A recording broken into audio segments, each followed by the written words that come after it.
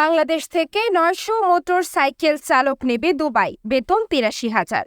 সংযুক্ত আরব আমিরাতে ভিসা নীতিতে কঠোরতা থাকলেও আশার বাণী শুনিয়েছে দুবাই কর্তৃপক্ষ। এবার তারা ৯০০ জন মোটর সাইকেল চালক নিয়ে যাবেন বাংলাদেশ থেকে। এর জন্য ইতোমধ্যে ডিমান্ড লেটারও পাঠিয়েছে দুবাইস্থ বাংলাদেশ মিশনে। আবারও সংযুক্ত আরব আমিরাতে কাজের সুযোগ এসেছে। বাংলাদেশ থেকে বাইক ও ট্যাক্সি চালক নিতে আগ্রহ প্রকাশ করেছে দুবাইয়ের রোড অ্যান্ড ট্রান্সপোর্ট অথরিটি। দুবাইয়ের বাংলাদেশ কনসুলেটে জানিয়েছে, এরই মধ্যে দুবাই ট্যাক্সি কোম্পানি থেকে ৯০০ কর্মীর ডিমান্ড লেটার পেয়েছেন তারা। আপাতত কোম্পানিটি ৯০০ বাইক রাইডারের ডিমান্ড করলেও তারা বাংলাদেশ থেকে মোট ১৫০০ বাইক রাইডার নেয়ার কথা জানিয়েছে। বাংলাদেশ কনসুলেটে দুবাইয়ের consul general BM. Jamal Hossain এসব তথ্য জানিয়েছেন।